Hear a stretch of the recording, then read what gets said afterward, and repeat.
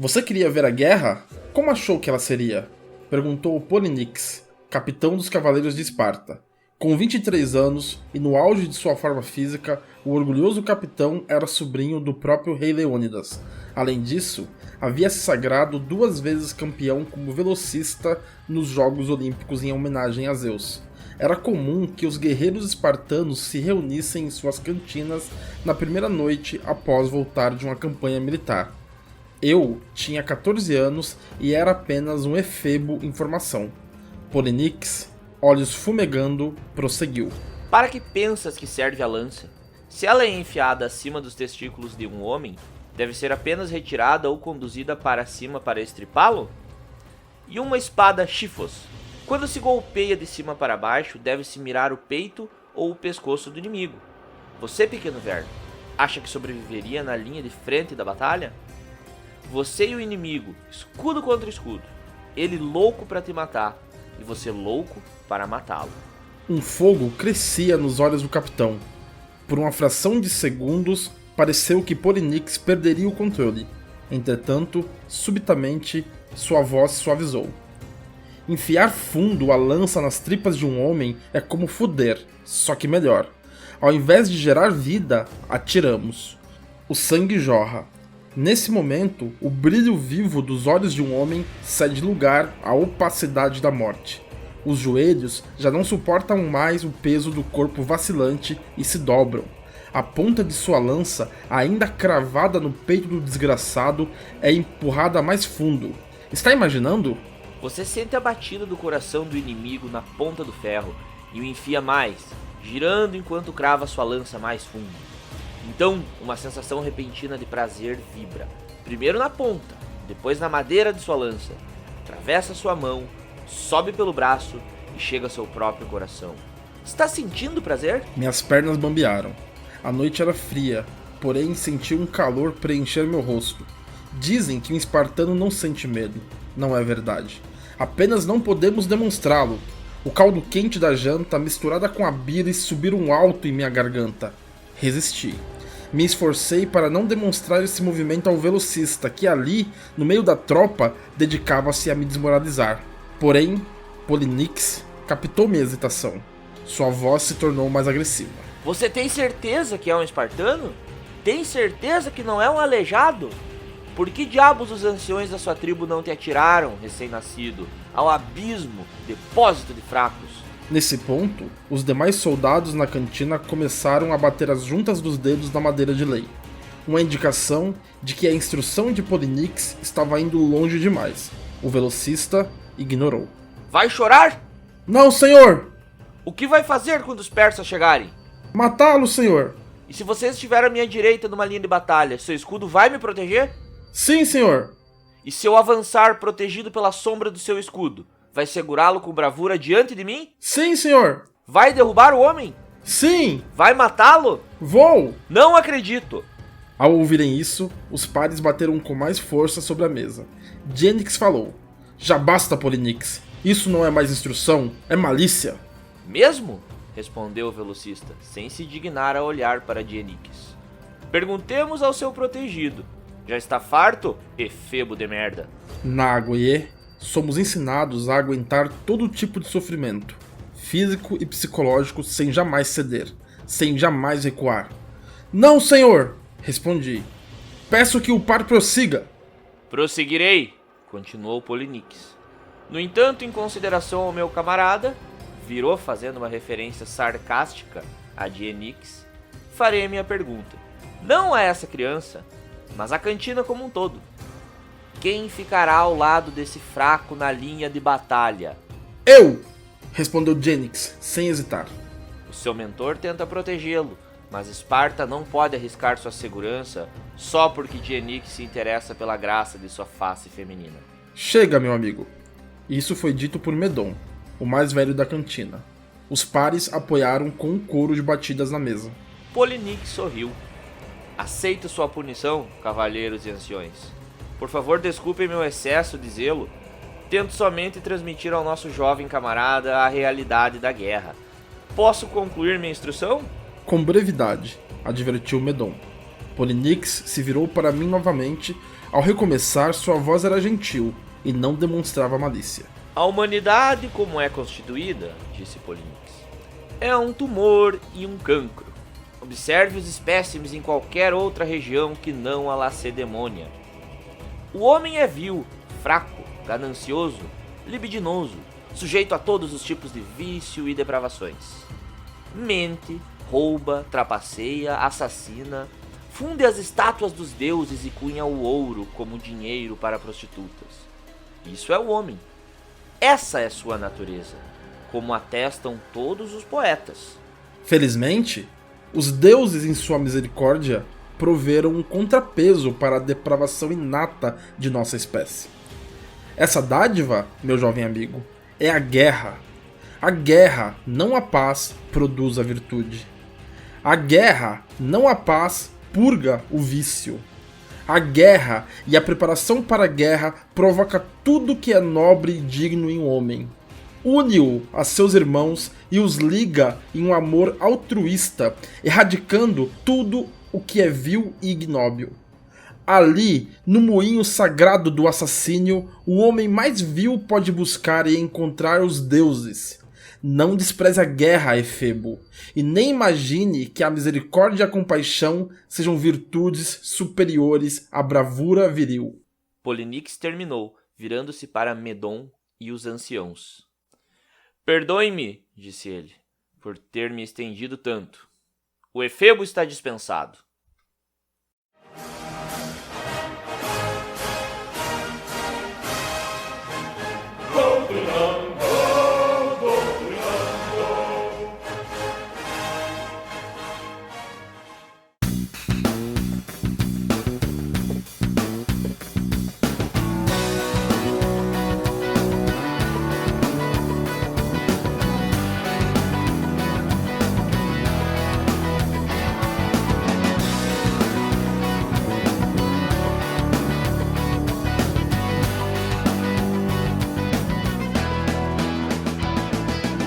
Saudações ouvintes, está começando o Doutrinando, o podcast que veio para doutrinar as criancinhas e implantar o comunismo universal. Boa!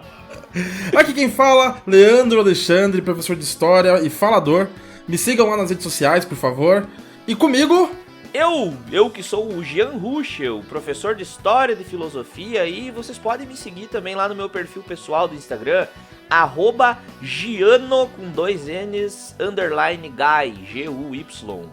Além de seguir eu e o Leandro, esses dois retardados, o que é mais importante é seguir o Doutrinando Podcast, é claro, né? Boa. Não, então, onde, Jean? A gente segue onde vocês? Olha, em tudo, tá? Segue no Instagram, @doutrinandopodcast. Nos segue no Spotify, que é onde vocês podem nos ouvir. No iTunes, no Facebook, na nossa página lá, tá? A gente sempre posta um monte de bobageira, coisa engraçada, meme, enfim, coisas importantes também. Essa semana aí que estamos gravando, tá rolando um monte de coisa pelo mundo e a gente tá acompanhando tudo isso. Então vai lá, segue em todas as redes sociais, né? No YouTube dá pra se inscrever também, ativa o sininho, né? Fizemos vários vídeos aí, o lançamento desse episódio, inclusive, teve vídeo pra isso, tem uma gameplay lá que vocês podem curtir, tá? Então, é isso, sabe? É isso, nos segue em tudo pra ficar por dentro do Doutrinando Podcast.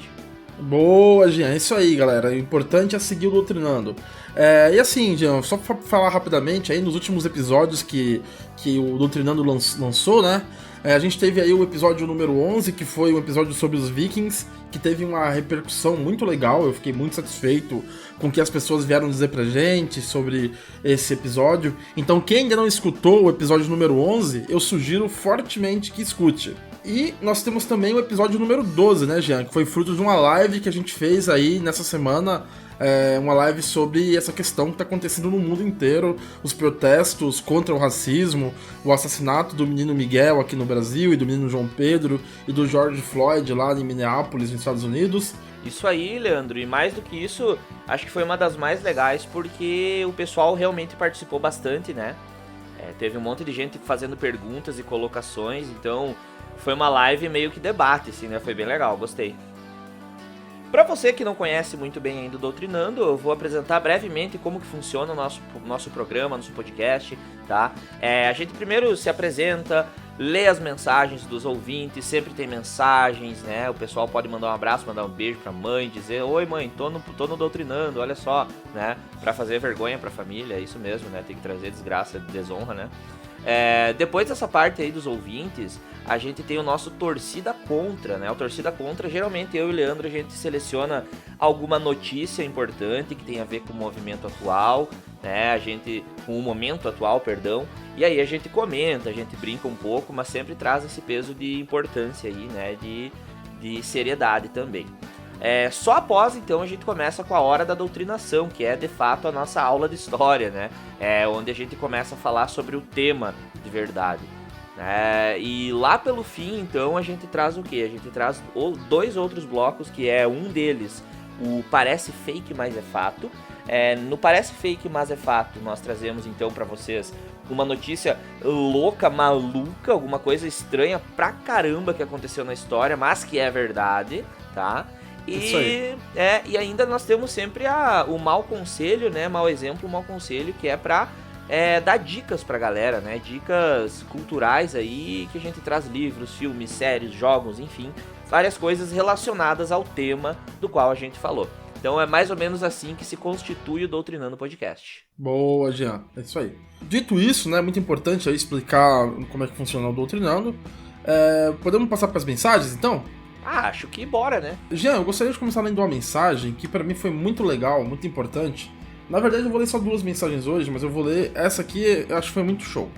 Quem mandou essa mensagem foi a Bibiana, né? E ela é uma ouvinte nova do Doutrinando, e ela me disse o seguinte, sobre o programa 11 dos Vikings. Olha só o que ela falou. Vou te contar, ouvi o podcast dos Vikings, mas cara, acho que nunca tinha ouvido sobre eles. Achei que era só história de filme mesmo. Ou eu simplesmente deletei sobre isso, o que é bem possível. Ou então no Colégio Público de Pelotas não rolava mesmo. Cara, achei vocês muito profissionalzinho, deu até orgulho de contar que eu te conheço. E as ironias foram ótimas. Porque, sério, ouvindo, ela fala assim, ouvindo, eu tava me sentindo triburra. Algumas coisas, confesso que não consegui acompanhar muito. Fiquei meio perdida por ser algo totalmente fora da minha realidade, mas já consegui aprender algo. Me senti inteligente depois, quando aprendi que os vikings não é uma civilização. Eles eram chamados assim por serem tipo saqueadores, né? Já foi algo novo que aprendi. E a começar que não são só personagens de filmes. E aí eu fiquei pensando, cara, pô, isso é muito legal, meu. Isso é muito legal, que uma pessoa pôde escutar o nosso programa e aprender alguma coisa que não sabia, sabe? Depois, e se sentir aprendendo algo com o nosso trabalho aqui. Então, muito obrigado, Bibiana, pela mensagem, assim, pra gente é muito especial receber esse tipo de feedback. Exatamente. Eu vou ler uma mensagem aqui, então, Leandro, que também faz mais ou menos esse mesmo caminho aí, que foi bem legal, tá? Então, obrigado pra Bibiana, abraço aí, continua nos ouvindo, tá? Eu vou ler uma mensagem aqui que é da Eduarda Loblen, também foi minha aluna, certo? Ela diz assim: oi, professor, primeiramente saudades da sua aula. Agora sobre o podcast dos Vikings. Ela bota que eu devorei assim que você compartilhou o link. Foi simplesmente, com o perdão da palavra, foda pra caralho. Como fã de Como fã de RPG e mitologia, achei a narrativa, a trilha sonora e a própria história incríveis. Não descrevo meu próprio personagem apenas porque tenho certeza que seria aquela pessoa que morreria nos 2 primeiros minutos de uma batalha. KKKK. Enfim, queria elogiar e pedir que continuem com esse trabalho maravilhoso de vocês, trazendo história e doutrinação de um jeito leve e bem humorado. E eu não sabia que o Ragnar morria. KKKKK. Spoiler, né? Rachamo, foi mal, desculpa. Muito massa. Queria mandar um abraço pra ela já, até porque ela tava na nossa live, né? Lembra quando nós divulgamos o episódio de hoje na Gameplay? Ela que tava interagindo lá. Então valeu, Eduarda, muito obrigado aí, mensagem muito importante. Que bom que você gostou. Eu também adoro RPG e é muito legal sentir essa vibe no podcast. A gente vai tentar trazer mais isso aí. Eu tenho outra mensagem que é do meu amigo lá de Cerro Largo, Ronaldo, professor de educação física, que contava que dormia nas aulas de história. E ele falou assim, ele comentou sobre a nossa live que a gente fez no Instagram sobre antirracismo e antifascismo, né? Ele falou assim, muito boa a live de ontem. Me emocionei com suas falas. Ele falou assim, eu gosto muito dos episódios, sempre divulgo para os amigos e para a família. Tem uma sobrinha chamada Helena, ó, Jean, se liga, hein? Chamada Helena, ela mora em Toledo e acompanha vocês. E ela curte bastante também. Daí eu falei que no próximo episódio eu ia mandar um abraço pra ela. Então, Ronaldo, obrigado, e ao senhor também, obrigado por sempre acompanharem, doutrinando. E um grande abraço pra Helena, sobrinha do Ronaldo. Muito obrigado por acompanhar a gente aí de Toledo. Muito bem, abraço pra Helena aí, então, e pro Ronaldo. A Helena que vai ter um nome citado hoje, inclusive pela Guerra de Troia. Boa! Leandro, tem mais alguns comentários aqui, por exemplo. A Thalita e o Guilherme Guedes, eles foram dos primeiros também que ouviram aqui em Juí. E eles gostaram muito, eles são muito fãs da cultura viking, então elogiaram bastante, compartilharam bastante. Né? Inclusive, essa minha amiga, a Thalita, ela disse que... Ela sugeriu, né? Podiam fazer um episódio sobre o Silmarillion. Ou sobre a lenda do Anel dos Nibelungos e fazer um link com a história do Um Anel. Ela curte muito a parada mais mitológica, né? E isso nós já havíamos comentado, que a galera que curte mitologia aí, né, uma hora pode ser agraciada com um episódio sobre mitologia, sim. Então, uma boa ideia. Também, certeza. Dentro do pessoal que ouviu aqui, queria mandar um beijo, um abraço pra minha mãe, que tá sempre compartilhando, comentando. Boa! Né? E a Dona Rose, né? E pra minha namorada, Eduarda Zilk, então, que também tá sempre ouvindo tudo e comentou no nosso episódio dos Vikings também lá no YouTube, né? A Eduarda sempre tá, né, ouvindo e comentando e ajudando. Nas Valeu, lives Eduarda. Também. E tem mais um cara aqui, tu lembra do Ulisses, aquele cara que usa cheat? que ele cheatou dessa vez aí? Não, agora não cheatou, ele só falou que gostou muito da homenagem que fizemos a ele, falamos do Ulisses, né, o grande Odisseu, né, ele curtiu. E aí, olha só, Leandro, que legal, ele perguntou sobre o texto inicial do último episódio, lembra que falava da batalha? Sim. Eu falei que era da autoria nossa, né, que a gente tá escrevendo esses textos e tudo mais. Ele brincou, vocês pensam em seguir carreira literária? Né? Eu perguntei por quê, cara, tu gostou? Que bom. Pra quem não sabe, o Ulisses, ele é da área das letras, ele é profissional nisso daí, cara. E ele falou o seguinte, ele disse, ó, falta escritor brasileiro que escreva sobre batalha. Daí eu como um leigo, né, eu falei, não sabia, que eu troquei uma ideia com ele, ele disse, ó, teve até um cara chamado Tabajara Ruas, que tentou escrever sobre isso, mas ele disse que o nosso é melhor. Que bom, né? Isso aí, eu fiquei feliz pra caramba. Obrigado, Ulisses, pelo elogio aí, ainda mais alguém da área, né, elogiando. Então, show de bola. Valeu mesmo, Ulisses, muito obrigado. E, Leandro, assim, opa... Só um pouquinho que eu tava quase esquecendo de um cara aí, ó. Fala, não. Nosso amigo, que tem uma delicadeza de um cavalo, né? O Rafael Fidel, né? Ele tinha mandado pra nós, quando a gente fez o episódio dos Vikings, ele tinha mandado o seguinte: vê se fazem dos espartanos depois, né, seus cuzão? Vai rolar, tá rolando então, é isso aí, Fidel. Aquela sutileza, aquela suavidade, né? Sutileza de sempre. A pata vermelha de um urso, mas enfim. Pessoal, então assim, agora a mensagem eu já não vou ler mais nenhuma, mas eu vou aqui agradecer e mandar um salve pra algumas pessoas. Então muito obrigado pro Jameli, pra Tami, pra Segelka, pra Júlia Zanata, o Vitor de Abreu Brum e pro pessoal lá do grupo da Gelada, lá de Cerro Largo também, tá? Especialmente a Bruna, a Débora, a Marta, a professora Claudete, que tava na live também, a Simone, Eschke, a Mágida, o Rafael e o Lucas. Então, muito obrigado, pessoal. E a Ana também. Muito obrigado, pessoal, que costuma escutar o Doutrinando, costuma participar das lives. Vocês são demais. Saudades de vocês. Boa! Vamos pro Torcida Contra agora, Leandro. Tem uma notícia aqui. Esse é o quadro que a gente torce contra o Brasil, então eu gosto. Vai.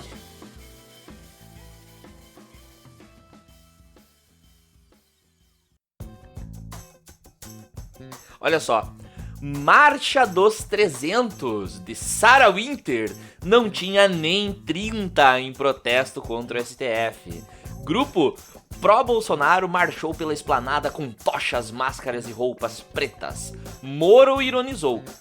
Tão loucos, mas ainda bem, tão poucos. Notícia do Globo, notícia do Globo. Essa marcha dos 300 aí, pessoal, acho que vocês devem ter visto cenas patéticas aí de uma galerinha lá em frente ao STF com as tochas, bem pseudo Ku Klux Klan, assim, uma coisa ridícula, uma coisa horrível. Essa face, ela esconde um plano de fundo que é um pouco mais perigoso no Brasil, né? Existem grupos no Brasil que estão realmente interessados em ucranizar o Brasil. O que é ucranizar? Alguns anos atrás aconteceu na Ucrânia uma série de revoluções que tiraram do poder um presidente, e essas revoluções elas tiveram um caráter bem fascistoide, assim, um nacionalismo extremo, né, uma perseguição política e violenta aos políticos que eram opositores àquelas manifestações. E tudo isso com apoio de grupos neonazistas mesmo, declarados assim. Eles estão realmente muito interessados aí em fazer com que esses protestos desses gados que ficam lá em Brasília, que agora virou programa de domingo, e lá em Brasília pedir fechamento do STF, pedir fechamento do Congresso, eles estão muito interessados que esse tipo de protesto descambe para algo mais violento, para algo mais tóxico.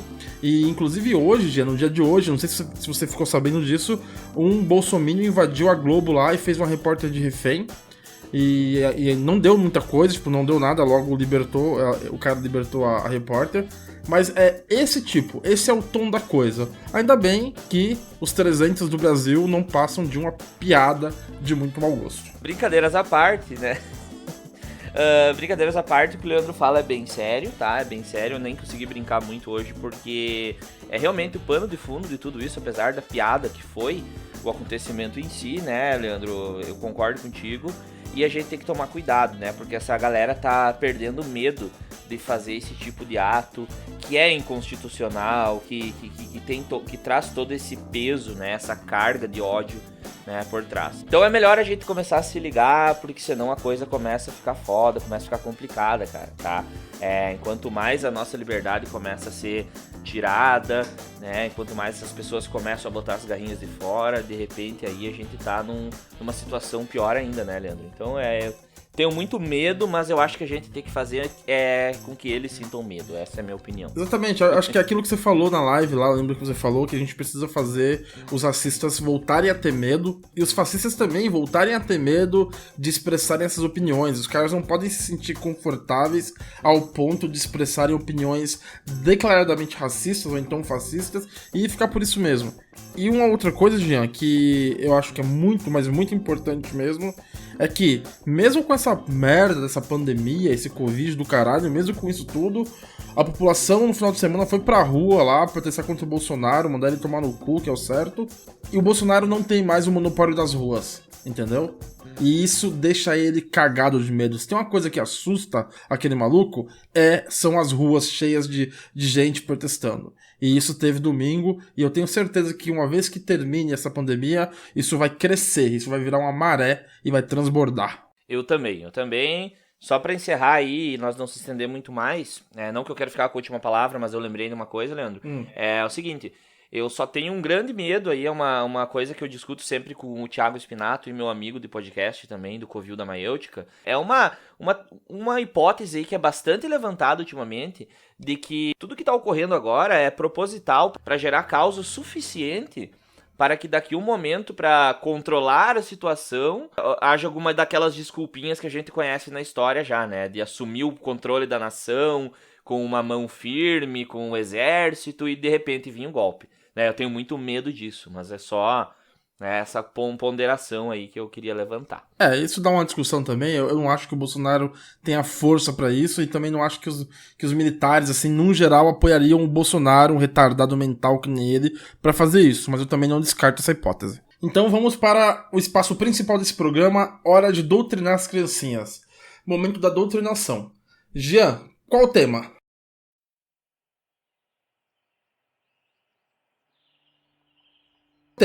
O tema é os espartanos.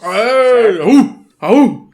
Chegou finalmente o tema dos espartanos aí, e eu vou explicar brevemente aí como que chegamos a isso, certo? Há algum tempo atrás, alguns meses atrás, eu e o Leandro iniciamos então no Doutrinando uma proposta diferente de episódios em que a gente simulava em enquetes do Instagram, né, algumas batalhas entre tipos de guerreiros. Os guerreiros mais icônicos da história, né, Leandro? Sim, não todos, não né? todos. Tem vários, né? Mas alguns aí. E o pessoal ia votando, então, numa suposta batalha para ver quem vencia, que seriam aqueles, então, os vencedores que iriam para as próximas etapas. O vencedor, a gente iria fazer um episódio. Quem venceu foram os Vikings. E o nosso episódio já tá disponível, né? Faz um bom tempinho, teve uma grande audiência, tá no Spotify, tá no YouTube, tá em vários agregadores de podcast. Mas essa parte tá foda. E só que aconteceu o seguinte, né? Muita gente aí, tipo o Fidel que falou, né? Muitos outros queriam um episódio dos espartanos. Então a gente pensou, vamos fazer dos que ficaram por segundo lugar, que são os espartanos, que perderam, mas não foi uma derrota desonrosa, não, muito pelo contrário, né? Ô, Jean, eu ousaria dizer que os espartanos ganharam uma derrota. Os espartanos polacos, eles ganham a derrota. Eles são mesmo. Ganham. Não. Nós caiamos uma derrota. Exatamente. Os caras ganham um tombo, ganham um gripe, ganham um assalto, ganham tudo. Ganham um câncer. Só o que faltava, só o que falta. Então vamos lá, vamos falar dos espartanos. Antes de falar então dos guerreiros espartanos, a gente vai falar sobre umas questões um pouco mais amplas. E eu vou começar falando da questão territorial da Grécia, tá? Uma curiosidade, os gregos não chamavam a si mesmos de gregos. Eles se chamavam de helenos e chamavam o território onde eles viviam de Hélade. Mas a gente pode chamar de Grécia para dar uma simplificada.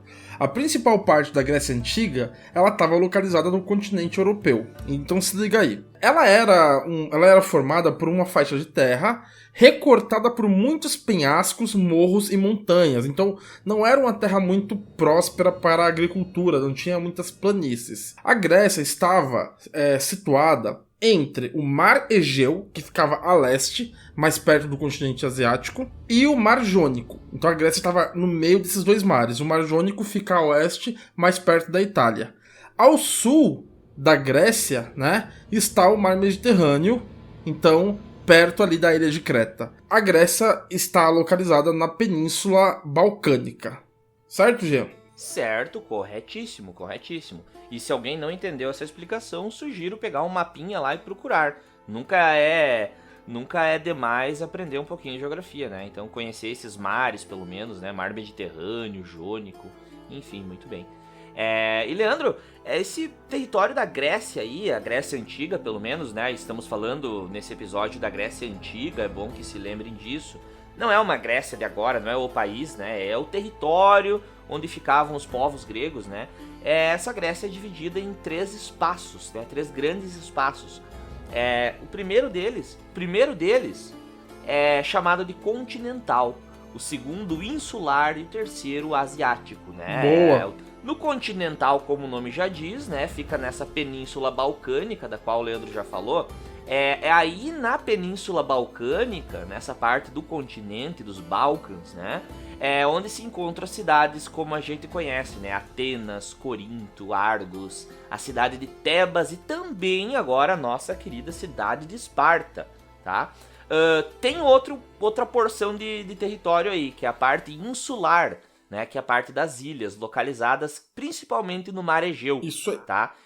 E aí, Leandro, a gente tem algumas cidades-ilhas, né? Cidades que ficam em ilhas ali, enfim, que são Delos, Samos, Rhodes e Knossos, ou a ilha de Creta, né? Conhecido também assim. E temos ainda a Grécia Asiática, que fica na parte oeste da Ásia. É uma pequena porção da costa, né? Da costa da Ásia ali, que fica banhada pelo Mar Egeu, né? Ela é ocupada também pelos povos helênicos. Então, as principais cidades nessa costa asiática são aí as conhecidas, né? Éfeso, para quem curte filosofia, aonde vem o Heráclito, né? Heráclito de Éfeso.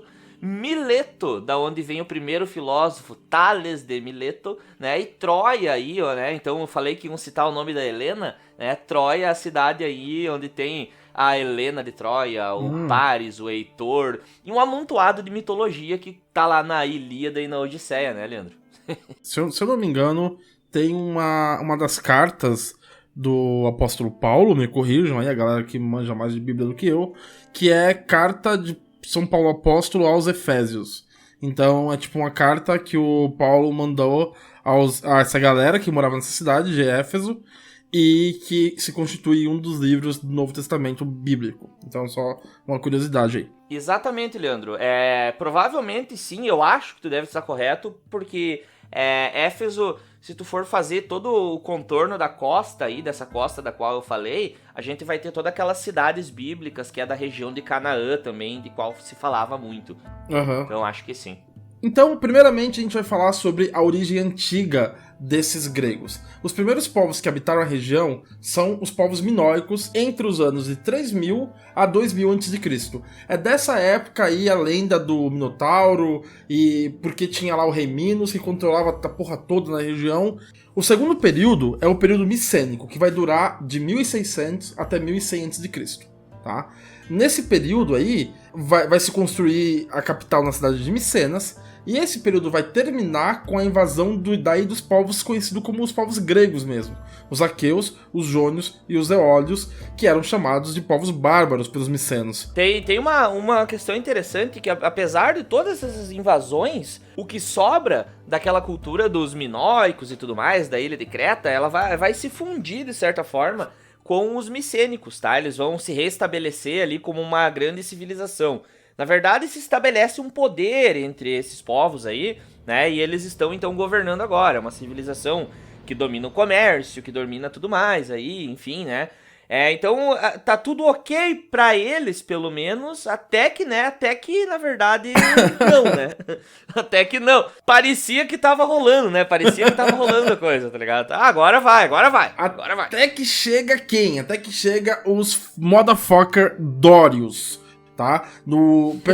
Fodeu. Por volta do ano 1000 a.C. chegam os Dórios. Os Dórios são um povo guerreiro, também considerados gregos, porque eles falavam a língua grega, tá? Esse povo guerreiro, os Dórios, vão destruir, vão deitar a civilização cretomicênica no soco, Jean. Vão deitar na porrada? Vão deitar na porrada. E aí, com a chegada dos Dórios, né, inicia-se um período que a gente chama de primeira diáspora grega, que é quando muitos gregos fogem da região por causa da chegada dos Dórios. Uma parte dos Dórios vão se instalar na região da Lacônia, no vale do rio Eurotas, onde seria fundada Esparta. E aí, Jean, Esparta é uma palavra grega que significa terra semeada. E a fundação se dá pelo agrupamento de 5 aldeias que se formaram aí nessa planície, né? Tanto dá pra denominar Lacônia, mas também a gente pode chamar de Lacedemônia, também essa planície. Inclusive, Lacedemônia era o nome oficial do estado, do país dos espartanos. Então, em resumo, né? Primeiro tinha lá os minoicos, daí que tinham a capital em Creta, daí chegam os micênicos, daí forma a civilização cretomicênica, daí chegam os dórios e pá! Destroem todo mundo e dominam a porra toda e fundam a cidade de Esparta na região da Lacedemônia. Isso, Jean. Eu fiquei pensando aqui, Esparta significa terra semeada, né? dá uma falsa ideia de que era um povo pacífico, né? Só queria semear, vamos lavrar a terra, de né? boa. Deixa nós plantar em paz aqui, de boa. Vou plantar essa sementinha no chão, vai crescer, vai dar frutos, mó legal aí, ó. O caralho, esse cara queria morte. Muito bom. Mas porque terra semeada, porque como tu falou, era uma planície, né? E o terreno grego, né, do qual eu falei ali, que era dividido em várias porções de terras diferentes, né? A parte de ilha, enfim. Era um território, né, Leandro, muito montanhoso. Era cheio de pedra, montanha, colina. Então era muito difícil, né, de plantar grandes campos. Eu acho que a gente não pode, chega um momento que a gente não pode escapar de falar o seguinte. O terreno grego era uma merda, vamos falar bem a verdade, era isso. Pronto. É isso que eu queria dizer, uma bosta. Era uma bosta. Com poucos lugares onde você podia plantar, e coincidentemente Esparta era um desses lugares. É isso. Tu vai jogar no Civilization lá, por exemplo, vai na região da Grécia. Nossa, pra ver. É uma merda. Deu. Muito bem. Leandro, eu queria trazer agora uma coisa muito importante pra chegar e pra falar de fato da nossa Esparta e tudo mais, né? que é o conceito de polis, cara. Conceito de polis ou cidade-estado, tá bom? Boa. Bom, o que é polis? É cidade-estado. Polis, pra começar, era o orgulho grego. É verdade. Tá? É o orgulho deles, cara. A ideia da polis, assim, é uma coisa que distanciou os gregos de todo o resto, sabia? Tem uma fala do Platão, Leandro, que é a seguinte. Ele diz assim, ó, claro, o Platão veio bem depois dessa história, mas ele diz o seguinte, ó. O Egito e a Fenícia amam o dinheiro. A característica especial desta parte do mundo é o seu amor pelo saber. Falando da Grécia, então. Tá?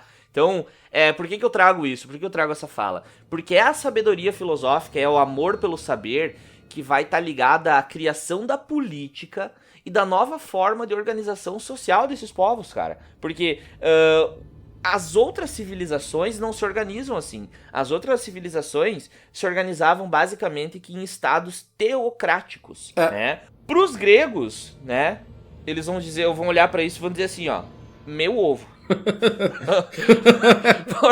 Por quê, né? Por quê? Porque eles são autônomos, eles podem criar suas próprias regras, essa é a ideia deles. Eles pensam assim, ó, com o pensar filosófico, eles começam a entender que eles podem aplicar a racionalidade deles para se autogovernar através do próprio discurso, da igualdade de fala, enfim, né? Então, os gregos deixam o resto do mundo para trás nesse sentido, né? Então eles criam uma coisa que é a cidade-estado. Eu costumo dizer para meus alunos do 6º ano, geralmente, que é uma cidade-estado, eu digo assim, ó, imagine um país, mas um país pequenininho, né? É um mini país, é uma cidade que na verdade é como se fosse um país. Então, as cidades-estado gregas, elas são tipo o resultado da união do que a gente chama dos genos, Leandro. O que eram os genos? O que era? Eram grupos tipo clãs, pode tá ser. ligado? Clã, aquele grupo ligado por laço sanguíneo, familiar, tá ligado? Ô Jean, e tem uma parada muito louca que é o seguinte, né? Que nem você falou, a polis era o orgulho da Grécia, né? Então, um homem sem polis era um homem sem nada.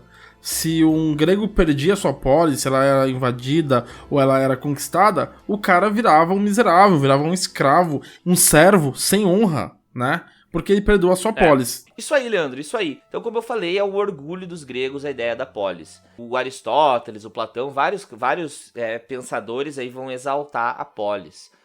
Uma coisa, né, que demonstra o quanto eles veneravam a polis, Leandro, é o exemplo do Sócrates, cara. Por que eu vou trazer a ideia do Sócrates? Quando ele foi julgado, então, né, tem o julgamento do Sócrates lá, ele tem duas opções, Leandro. Uma delas é, vai embora da tua polis, tu vai viver como um estrangeiro, ou seja, um não cidadão em outra cidade, vai embora de Atenas, então, e tu vai ter que negar toda a tua filosofia aí. A outra opção era tomar um gole de cicuta, né?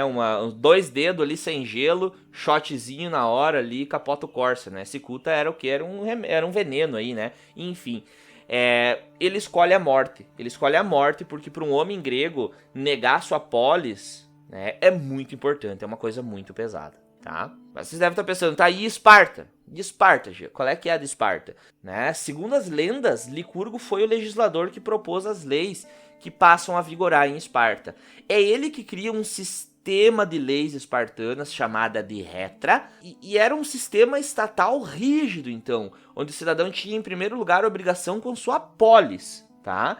Antes de com ele, com os outros, ele tinha uma obrigação com a polis, com a cidade-estado. Então, para finalizar essa parte, Leandro, eu queria dizer, né, queria retomar aí pra ti, que assim, ó, não dá pra falar de Grécia, de Esparta, de Atenas, sem entender um ponto que é a polis e o senso de coletividade dos gregos perante a sua polis, tá? O homem vive pra polis. O Sócrates decidiu morrer do que negar a sua polis, né? Então, ele preferiu morrer pelas leis da sua cidade-estado, né, do que negar ela. É verdade. Vou ler aqui um trecho aqui sobre a expansão espartana. Manda bala! A solução encontrada pelos espartanos para resolver o problema comum helênico da superpopulação lhes foi peculiar.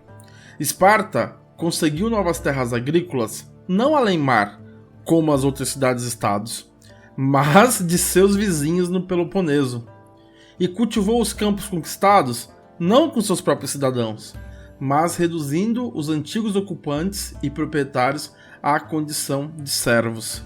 Então, a maioria dos povos gregos, das polis gregas, tinham esse problema de superpopulação. Justamente por quê? Porque a Grécia por causa de sua geografia, um espaço bem limitado, onde você não consegue construir muitas casas, povoados, etc. Então, várias polis gregas vão dar origem a colônias em outras partes ali da Europa. Os espartanos não. E aí? Eles vão fazer diferente. Eles vão simplesmente dominar os seus vizinhos e fazer com que eles virem servos. Safados, né? Safados. É devido a essa questão territorial que tu levanta, Leandro, é legal lembrar então que a maioria dessas cidades e estados gregas, elas vão exportar gente, né? Elas são consideradas exportadoras de gente. Pode escrever. Né? Porque vão mandar a galera pra procurar mais terras. A ideia é catar mais terra. Vamos achar mais lugar pra viver, porque o problema da superpopulação tava ali, né? Tava beirando eles. Então, eles vão promover diversas migrações nesse sentido, além mar, claro, tá? Eles vão sair, então, da região da onde eles estavam e procurar outras colônias. E, sinceramente, né, Leandro? Devia ser um saco, né? Ah, com certeza. Uma bosta. Bota chato, né? Tipo, porra, não tem mais espaço pra morar. Mete a galera num barco e vamos catar terra pra fazer uma cidade nova. Imagina que seu pai tem 10 filhos. Daí seu pai fala assim, ó, só vai ter terra aqui pro primeiro e um pouquinho pro segundo. Os outros 8 se vira, vão se fuder. E aí você tem que pegar suas trouxinhas igual Chaves, colocar as trouxinhas assim nas costas, assim, amarrada num pau, sabe? Um trapinho assim, amarrando as roupas e ir embora ver se você encontrava outra terra ali perto, em algum outro lugar. Esse era o problema dos gregos. Mas não um problema de Esparta, né, Leandro? Porque a Esparta simplesmente ignorou esse problema. Esparta ignorou esse problema porque eles começaram a conquistar, como tu falou, então, já bem, os seus povos vizinhos, né? No ano de 720, Esparta conquista Messênia, que era uma extensa região bastante fértil também, né, na região do sudoeste do Peloponeso, tá? Inclusive, quem viu o vídeo, ou quem quiser ver o vídeo da nossa gameplay, a gente mostrou isso em mapa, né? O Leandro explicou muito bem isso no jogo do Assassin's Creed Odyssey, tá? Pra conquistar os messênios, então, pra fazer essa estratégia diferente, que não era, então, ir além mar e buscar colônias, mas sim conquistar os povos, isso demandou uma guerra que foi bastante exaustiva. Mas, diferente, né, Leandro, do que todo mundo pensa, assim, né? Não é que, tipo, os espartanos são os fodão e foi tudo tranquilo, foi fácil, né? Não é bem assim, né? Os espartanos, eles são, tipo, seres humanos igual todos os outros, né? E os messênios, que foram os povos conquistados por Esparta, eles nunca se renderam. E aí que vem, gente, aí que vem a magia da história que faz com que vocês compreendam as coisas. É só porque eles conquistaram os messênios que eles viraram essa cidade militarista que eles entraram para a história. Porque essa tarefa dura de manter os messênios cativos levou os espartanos a desenvolver essa sociedade extremamente militarizada. Cada soldado de Esparta, depois que conquistaram Messênia, recebeu um lote de terra junto com seus servos, que eram os antigos donos daquela terra. Os espartanos que receberam essas terras, eles deveriam forçar esses servos a trabalharem. Então agora eles tinham que manter essa galera cativa e trabalhando, produzindo. Então tem uma frase aqui do Arnold Toynbee e que diz o seguinte, Leandro. Fala bem assim, ó. A conquista espartana de Messênia foi irônica. Para manter os conquistados na condição de servos agrícolas, os espartanos tinham de submeter-se à servidão militar rigorosa, dos 7 aos 70 anos. Libertaram-se da obrigação de lavrar com as próprias mãos o solo, para ter de empregar seus dias nos campos de treinamento e nos quartéis. Que foda, Jean, que foda isso aí, cara. Eu acho que essa... substituíram um por outro, né, na verdade. Qual que você preferia, Jean? Você preferia, tipo, ser um servo... digamos assim, agrícola, ou igual os espartanos ser um servo militar? Olha, eu não sei, né? Porque eles trocaram, né? Eles trocaram o serviço agrícola pelo um serviço militar. Porque não dá pra dizer que era fácil também, né? Ser um espartano, né? O que eu ia dizer, ó, devia ser tão trabalhoso quanto, se não mais, na verdade, claro. Né? Ó, eu como não sou um sujeito muito belicoso, né, no Civilization me chamam de belicoso. Tô jogando muito Civilization ultimamente. Os bots me chamam, acho que você é muito belicoso, mas não, eu não sou. Então eu acho que eu preferia manter o sistema agrícola lá. Pois eu faria né, isso. cara? Eu também, no fundo, assim, tem muita essa glorificação dos espartanos, velho. Mas não é fácil, cara. Dos 7 aos 70 anos, você era um servo do Estado. E a gente vai explicar mais pra frente o que isso implicava, né, não, Jean? Exatamente. Então, para iniciar um pouquinho essa conversa, Leandro, eu gostaria de falar da educação que era necessária ter, né? Eles tinham uma educação militar totalmente voltada ao militarismo. Bom, isso é a base de tudo. Todo mundo tá cansado de saber, né? A educação é a base de tudo. O professor é o que cria todas as profissões. Só não pagam o professor direito. Paga a gente, caralho. Paga a gente. Mas, enfim. Desculpa, desabafei aqui. Desabafo por um momento o comunismo, tipo, fugiu. Eu quero dinheiro! Mas se fuder, eu quero trabalhar de graça, caralho. Mas, enfim, né? A educação aí aparece, Leandro, como um serviço para o Estado, tá? A educação está a serviço do Estado na Grécia Antiga, tá? Não só para os espartanos, mas na Grécia Antiga.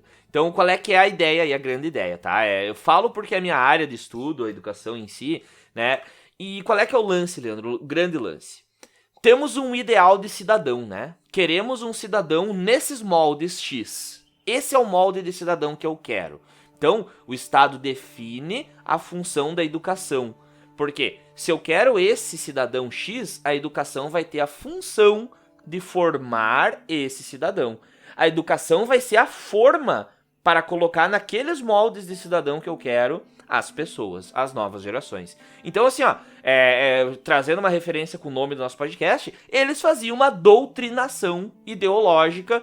Eles faziam. Mas eles doutrinavam, então, o quê? Um cidadão para ser nos moldes que o Estado queria, né? Como qualquer civilização faz, é normal. Os atenienses doutrinavam também, mas eles queriam um cidadão diferente dos cidadãos, né, espartanos. Nós queremos hoje cidadãos republicanos democráticos, por isso a gente doutrina, né, num sentido republicano democrático. Não estaria errado, isso que eu quero dizer, não estaria errado dizer que a educação doutrina, não teria problema. Você está errado. Você está errado, porque nós não queremos um cidadão republicano.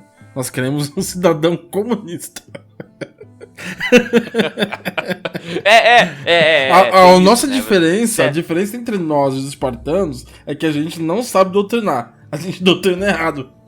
Tá ligado? Tipo, a gente falha miseravelmente na doutrinação. Demais. Mas é isso, tipo...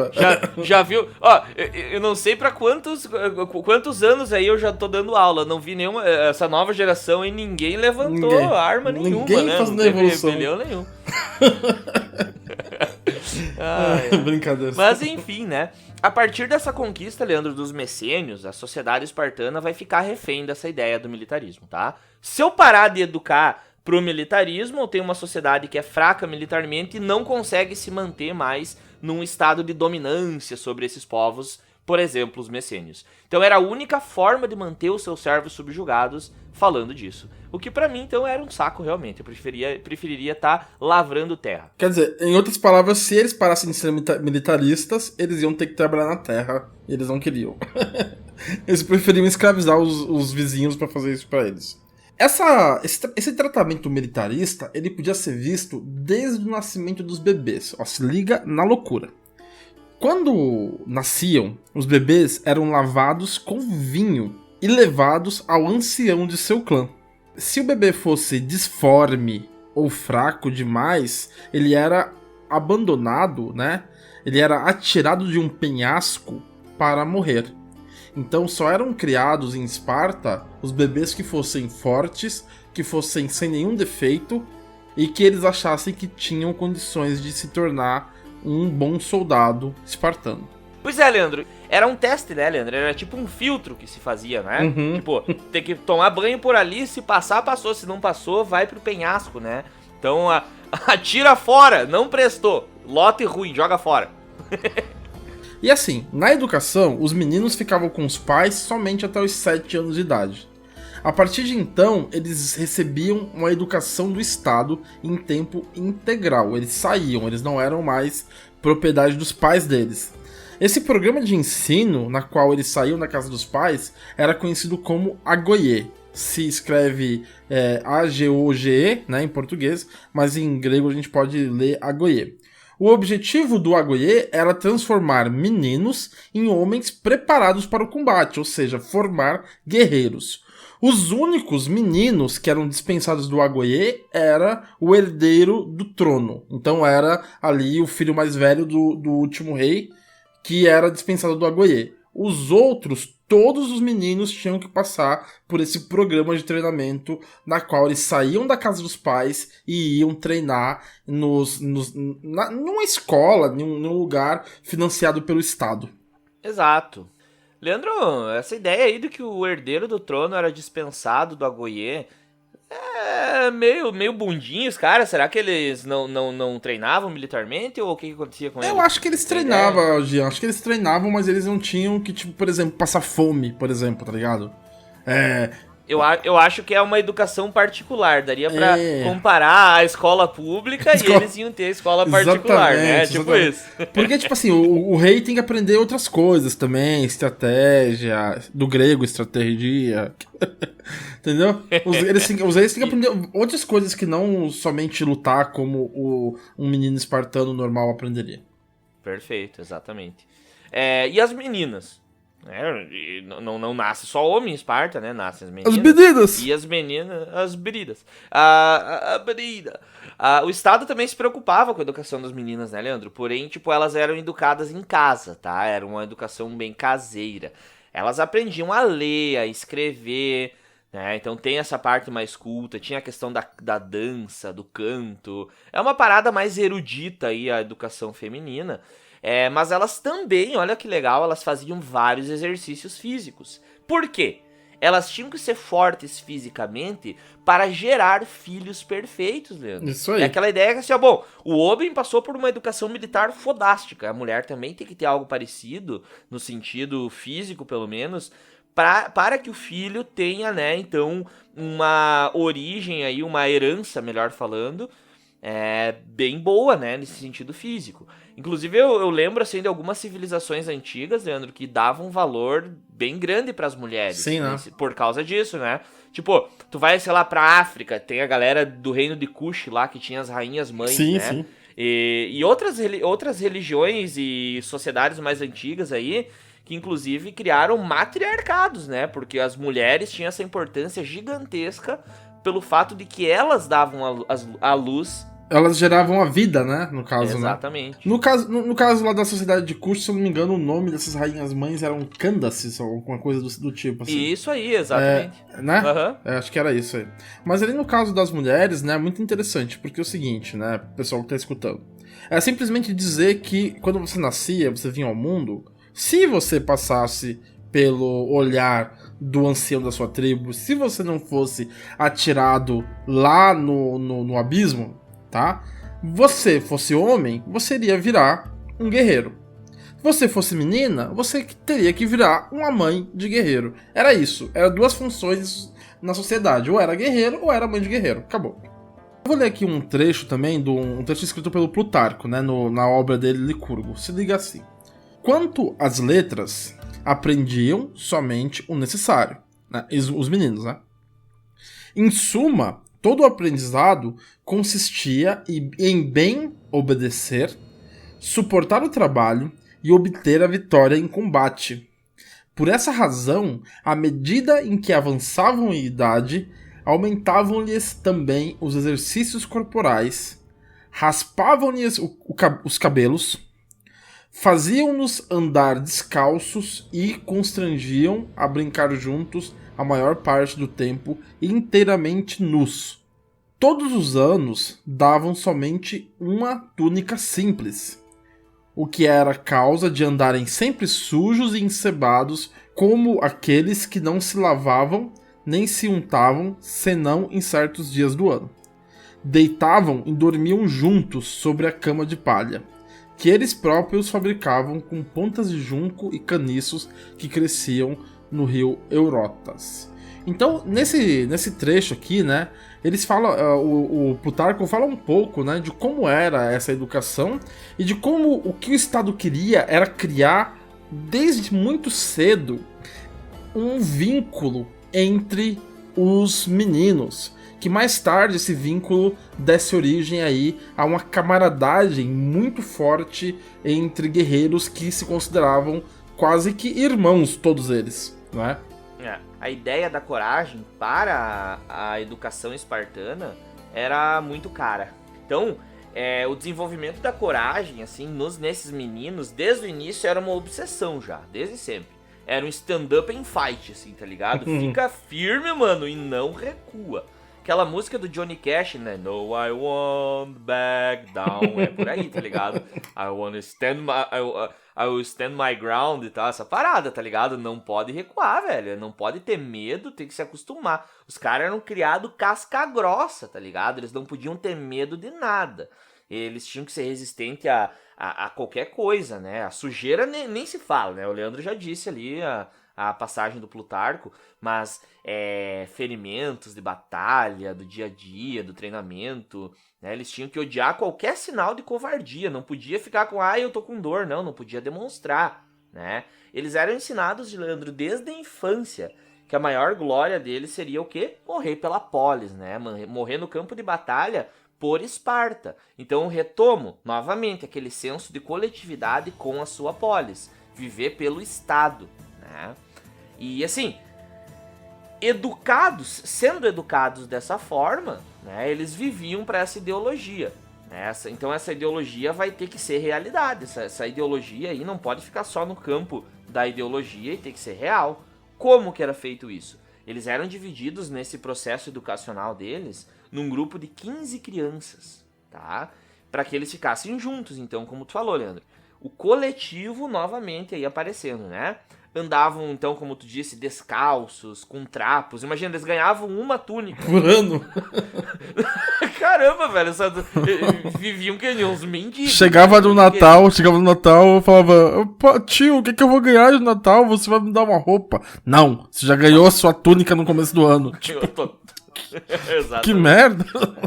O cara que nem um mendigo, né, cara? Então, basicamente eles passavam por isso, né? Até uns 15 anos, mais ou menos, era isso.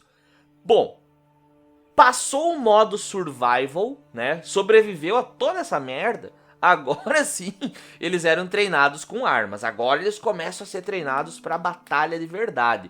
Primeiro sobrevivência, agora é batalha, né? Agora eles vão ter lança, vão ter espadas, arco e flecha. Agora sim a porrada começa a pegar. Então, eles obviamente iam lutar com quem? Iam treinar com quem? Eles eram forçados a lutar uns contra os outros, né? Ou vai chegar numa polis vizinha, manda umas crianças aí pra lutar com as minhas? Não. Rinha de criança. Então, tipo... rinha de criança. Não dá, velho, não dá. Então o que eles mandavam, né? Bota esse grupo de criança aí que treinou, vamos treinar contra outro grupo de criança, e aí o bicho pega. E aí eles tinham que lutar uns contra os outros, Jean. Né, Leandro? E será que morria gente? Morria. morria no treinamento. Fala. Pois é, ia dizer que muitas vezes essas lutas eram até a morte, né? Então você tava aí falando de crianças de 15, né, 16 anos lutando até a morte. Se quando a gente tem um irmão em casa, a mãe falava pra gente, olha, que não podia fazer brincadeira de mão, eu não sei se na sua casa era assim, mas lá em casa, lá em casa minha mãe sempre falava que brincadeira de mão com meu irmão nunca dava certo, e é verdade. Mas em Esparta, a brincadeira de mão, ela era incentivada. Sabe? Se você... Exato, era forçado. Era forçado. Até a morte. É foda, cara. E aí isso, tipo, dos 15 aos 20 anos. Isso daí era 5 anos nesse inferno, velho. Aí depois de passar de todo o processo survival ainda, né? Então tem mais 5 anos de pancadaria com os brothers que tu viveu dos 7 aos 15, né? Sobrevivendo junto. Então tu sobreviveu junto com aquela galera até os 15 anos. Agora, quem sabe tu vai ter que matar um deles. Tá ligado? Olha que merda, cara. É pesado, por isso que eu digo, eu preferia estar lavrando, eu preferia ter ido olhar o filme do Pelé, né? Então, os que sobreviviam dessa etapa ainda, eles vão precisar passar por mais uma prova, né? Por mais uma etapa final aí. Que prova que é essa, Leandro? Será era o Enem? O que era? O que era essa prova? Não, essa prova, na verdade, era o menino grego, ele tinha que entrar para um grupo conhecido como a Cripteia. E esse grupo, chamado de Cripteia, era como se fosse um esquadrão de extermínio formado pela elite dos espartanos. Então, essa última prova que eles tinham que fazer era assassinar em grupo ou sozinho um ilota. Na verdade, a Cripteia, ela sempre estava observando os ilotas, os messênios. Aqueles que se destacavam, aqueles que se mostravam mais fortes, mais inteligentes, eventualmente eles sumiam, eles eram assassinados. E uma das provas do espartano era matar esses caras aí, Jean. Matar os ilotas. Você vê... Meio arrombado, né? Meio arrombado. Final do ano, vou prestar um Enem, governo Bolsonaro. O que é? Matar um cara. Porra! Porra, até que faz sentido, tá ligado? Enem no governo Bolsonaro, vou matar um cara. Beleza. Então, assim, só dizer que nesse processo de educação, os jovens que se sobressaíam se tornavam líderes, né? Os que fossem mais fortes, mais valentes em combate, acabavam se tornando líderes. Os mais pica, né? Os Taura dos Pampa, né? O pica das galáxias. Eles possuíam um supervisor, né? Chamado de... E aí, esse supervisor é uma das origens da palavra pedagogo, porque pedagogo vem de paidos, que é criança, e agoie, que é condução. Então, pedagoie, digamos assim, que seria condução da criança, né? Conduzir, aquele que conduz a criança ao caminho do guerreiro. A agoie tinha a intenção de cortar os laços exclusivos do menino com a família. Então, por exemplo, hoje em dia é assim. O menino nasce e ele pertence ao pai e à mãe dele. Então ele tem laços exclusivos com a família dele. O agoie era pensado de uma forma a fazer com que esse menino cortasse os seus laços exclusivos com seu pai e sua mãe. E de uma maneira que fizesse com que ele passasse a considerar todos os espartanos mais velhos como pai. E todos os meninos da sua idade como irmãos. Ou seja, é uma coletivização do indivíduo. Leandro, tem uma citação aqui do Cartledge, Paul Cartledge. Fala um pouco aí sobre essa questão aí da educação também. E é uma curiosidade aí, olha só. Polêmica! Mamilo? É mamilo? Não sei, não? É também, mas enfim. Um exemplo particularmente marcante dessa paternidade deslocada foi a instituição da pedofilia ritualizada. Ai. A partir dos 12 anos, esperava-se que cada adolescente aceitasse um jovem guerreiro adulto como amante. O termo técnico espartano para o parceiro ativo mais velho era inspirador. Esse era o termo. Enquanto jovem era chamado de ouvinte. O relacionamento geralmente era sexual, mas o sexo nem sempre era o objetivo principal. Leandro, isso daí era o quê? Tinha o mais velho, que era o chamado inspirador, e tinha o mais novo, que era o ouvinte. Eles eram altamente recomendados a buscar um parceiro sexual mais velho. Olha que loucura, Ô, Jean, cara. Eu acho que isso também tem muito assim da questão de como é visto, né? Todos esses tabus da nossa sociedade, desde da homossexualidade, né? Cada vez menos isso é um tabu, mas ainda é um tabu. E aqui no caso a pedofilia, que nossa sociedade é um tabu muito, muito grande. E, porra, eu até concordo assim que seja um tabu, porque é foda isso aí. Mas é interessante, quando a gente estuda culturas de um ponto de vista antropológico, a gente realmente não pode usar os nossos conceitos e a nossa visão para tentar compreender, né, a cultura dos outros.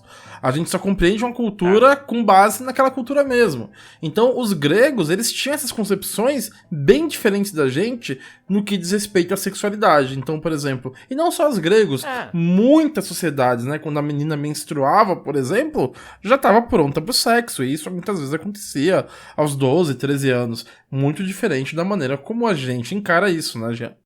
Inclusive, Leandro, o próprio sexo é uma questão aí que é complicada, porque o conceito de sexo muda, né? Porque se tu for pensar assim, ó, depois da cristianização da Europa e consequentemente do mundo, a ideia de sexo vai mudar. Então a ideia que a gente tem hoje no Ocidente é muito inspirada nisso, né? Então, aquela ideia básica, né, de que sexo não pode ser feito com pessoas do outro sexo. Por quê? Porque sexo é feito só pra reproduzir, não é por prazer. Do mesmo sexo, né? Isso quer dizer, no caso, né? Você falou que você falou... Você falou o contrário. Você falou que sexo não pode ser feito com pessoas do outro sexo. Não, a concepção... Eu ratei... Os católicos que me perdoem, né? Eu ratei. Olha só. Não, exatamente, né? Mas o que eu quis dizer é o contrário, não. mas nesse sentido que a Igreja Católica vai condenar a ideia do sexo com pessoas do mesmo sexo. Por quê? Né? Porque o sexo servia pra quê? Só pra reproduzir cristãos. Tá ligado? É esse o lance. Não é nem pra reproduzir humanos, é pra reproduzir cristãos. Então, assim, ó, se vai fazer sexo com a pessoa do mesmo sexo, pra quê? Tá ligado? Não pode, não deve. Prazer é pecado. Então, tudo muda, né? Então é bem complicado, né, cara? Isso também desfaz um pouco aquela visão que a gente tem dos espartanos, né? Porque a gente constrói uma visão muito baseada nos nossos valores. Então a gente vê um guerreiro, não sei o que, todo viril e forte, e você, tipo assim, com base nos nossos valores, poucas pessoas iriam imaginar que era muito comum a prática de relações homossexuais entre eles. E isso a gente tem que falar abertamente. E quando a gente pensa que isso já é vamos dizer assim, uma coisa muito chocante, é porque a gente tem um preconceito lá no fundo de que a gente não acredita que o homossexual também é um cara que pode ser um guerreiro. Você entende? Então, tipo, isso é muito da nossa sociedade de encarar, muitas vezes, uma pessoa que é homossexual como uma pessoa frágil, delicada, esse tipo de coisa. Quando, na verdade, as duas coisas não estão ligadas. Se a gente pegar o exemplo o próprio Alexandre, o Grande, que conquistou o mundo todo daquela época, tem relatos que ele tinha relações homossexuais. E é bem provável que sim, por ele se enquadrar no padrão do mundo grego. Ele era um grego, ele é macedônio, ele é grego. Exato. Eu acho engraçado isso. Realmente, como tu fala, segundo os nossos padrões, tu vai pensar no espartano, é o quê? É o hétero top, né? É o cara, porra louca. Eu costumava falar, às vezes, nas aulas, assim, né? Tipo, galera, então isso aí, né, gurizada? Espartanos são foda, né? Sim, professor. Sim, espartanos são foda. Espartano, os caras são pica, né? E a galera, sim, professor. Espartanos são pica. Espartano... cá entre nós, né? O espartano come gente, né? E tal. Professor. Os caras são machos pra caralho, né? Sim, professor, mas espartano, ó, macho pra caramba. Pois só que não, né? Só que não. Tipo assim... Na verdade, daí quando eu conto pra eles, né? Quando eu chego com... mas na verdade, a questão do sexo com pessoas do mesmo sexo, do mesmo gênero, então... Era comum entre os gregos, deles ficam, o quê? Como assim? Não pode ser, né? Inclusive, quando eu dava aula no colégio militar aqui de Juí, né? Eu descobri que no hino da brigada tem... os PM que podem ficar sabendo, por favor, não me prendam, senhor. Senhor, sou trabalhador, senhor, sou trabalhador. Mas o hino da brigada tem uma exaltação, assim, ao movimento dos espartanos, não sei o que. Eles citam espartanos, não sei o que lá. E daí eu fico pensando, cara, a maioria deles são mega homofóbicos, sabe? Então, se eles ficassem sabendo dos espartanos, olha, não sei não, hein? Mas assim, piadas à parte, é porque a gente nós seres humanos da nacionalidade brasileira, a gente é criado, imagina, ainda mais eu que tenho 34 anos, a gente é criado de uma maneira a reproduzir muito esses estereótipos que, no fundo, são homofóbicos, né? A gente vai aprendendo isso aos poucos. Esse estereótipo de que o cara violento, guerreirão é macho, e o cara, muitas vezes, que demonstra os sentimentos, que é mais delicado, ele não é macho, ele é gay. E quando, na verdade, isso não tem absolutamente porra nenhuma a ver. Mas enfim, continuando aqui, perdemos um pouco de tempo falando disso, né? Mas aqui é uma coisa que destoa do que as pessoas estão acostumadas a saber sobre os espartanos. Eles tinham parceiros sexuais do mesmo sexo e, muitas vezes, jovens. Além disso, eles, no processo de educação, eles sofriam constantes castigos físicos, tá? Eles eram chicoteados e golpeados com bastões violentamente. Então, se seu pai e sua mãe te dão uma palmada de vez em quando, não reclama. Você poderia ter nascido espartano. Além do que, as crianças de hoje nem apanham direito. Tá certo, não tá errado. Eu só fico com um pouco de raiva, Jean. Eu vou falar aqui um desabafo pra você, Jean, e pros ouvintes. Eu tenho um pouco de raiva e um pouco de inveja da geração nova, porque eu apanhei bastante, entendeu? Então, justo na minha vez de poder bater nos meus filhos, aí mudou, agora não pode mais bater, entendeu? Quando eu chegar lá também não vai rolar. Aí, tipo assim, daí eu fico um pouquinho, eu entendo, violência, não leva a nada, blá blá blá, eu super entendo e super concordo. Porém, no fundo eu sinto um pouquinho de rancor, mas ok. Foda, tá ligado? Segue o baile. Os espartanos aprendiam a falar somente o que era essencial, tá? Eles só tinham permissão para responder. O espartano não podia perguntar nada para alguém mais velho, para algum superior. Ele só tinha permissão para responder. Como eles viviam numa região chamada Lacedemônia, que também era chamada de Lacônia, às vezes se usa a expressão fulano é lacônico. O que é uma pessoa lacônica? É uma pessoa que fala pouco. Esses meninos recebiam menos comida do que o necessário, de forma que eles sempre estavam com fome. Era tipo Chaves, sabe, sempre com fome?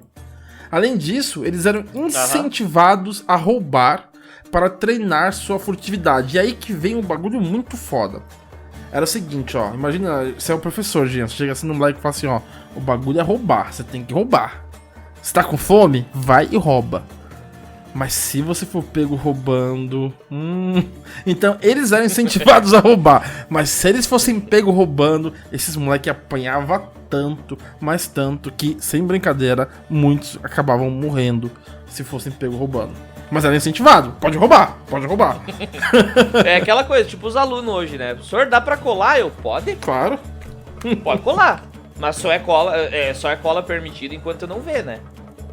Se eu ver, tu se fudeu, tá ligado? Então, eles param. Tá, então pode ou não pode? Pode. Pode colar. Só não deixa eu ver. Você pode roubar, você pode colar, você só não pode ser pego. Essa que é a questão. Exatamente. Lady Dexter, né? O Dexter que tinha essa, né? Não seja pego.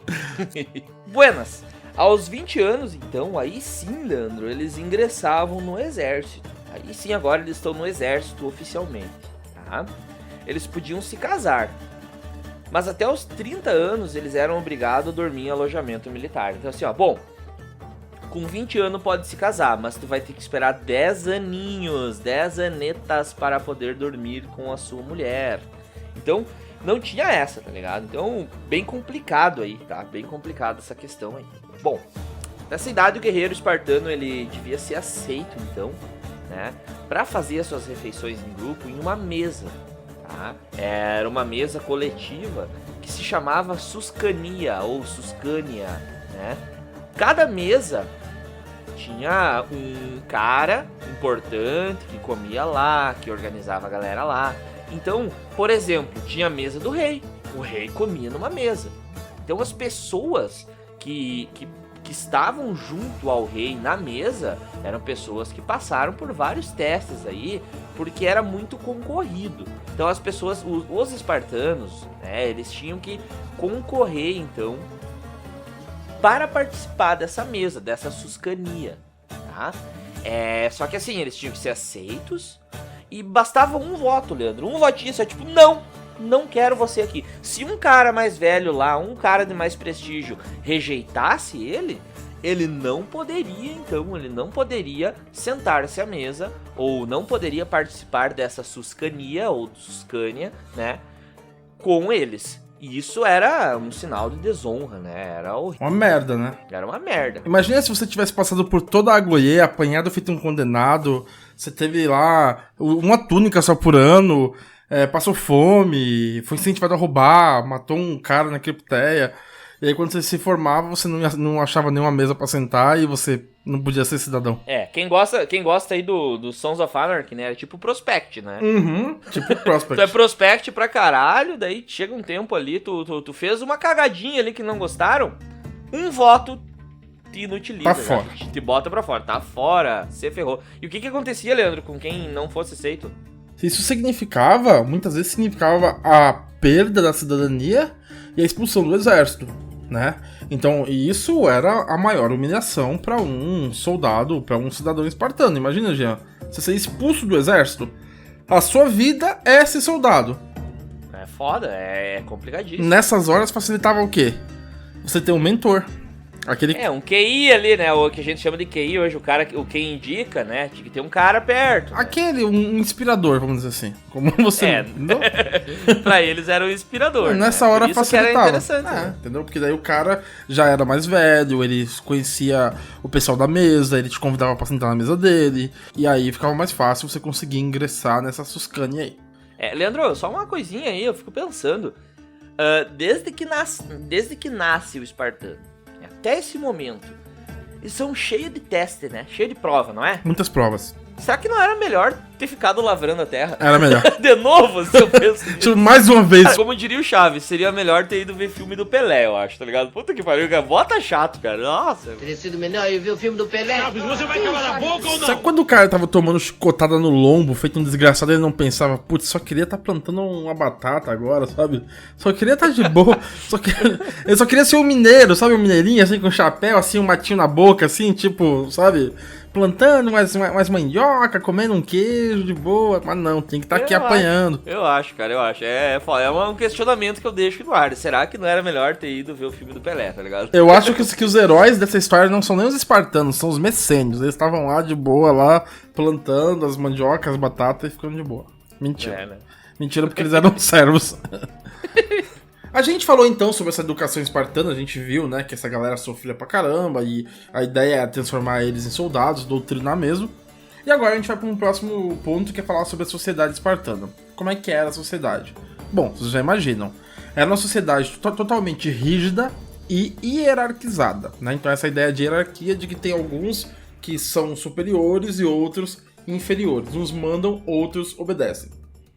No topo dessa sociedade espartana estavam os chamados esparciatas, ou espartanos mesmo.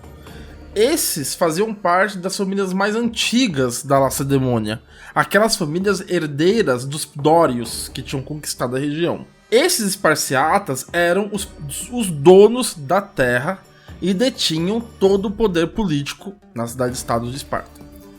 Vejam bem, os esparciatas eram proibidos de trabalhar na terra e no comércio e em qualquer coisa que não fossem atividades militares. Segundo as leis de Licurgo, um esparciata não pode fazer nada que não seja definido na lei, ou seja, ser um soldado, um militar. E se o Licurgo falou, tá falado, né? Licurgo falou, nós obedece. É esse senhor, não senhor, é nós, irmão. Eu não tenho medo dos espartanos, tenho medo desse tal de Licurgo que chegou e fez toda a porra acontecer, tá ligado? Esse sim tem que ter medo. Esse é fera, esse é louco. Então, abaixo desses esparciatas, então, dos espartanos, estavam os periecos, Leandro. Né? Quem eram os periecos? Perieco me lembra perereco, mas ok. Eu ia falar uma coisa diferente, né? Mas tudo bem, tudo bem. Perereca. Às vezes o cara volta pra quinta série, eu sei como é, eu passo por isso todos os dias. Eu vi uma vez um aluno do sexto ano me perguntou, professor, quando é que o homem para de agir como um macaco? Tipo, isso que ele queria dizer, tá ligado? Tá, mas enfim.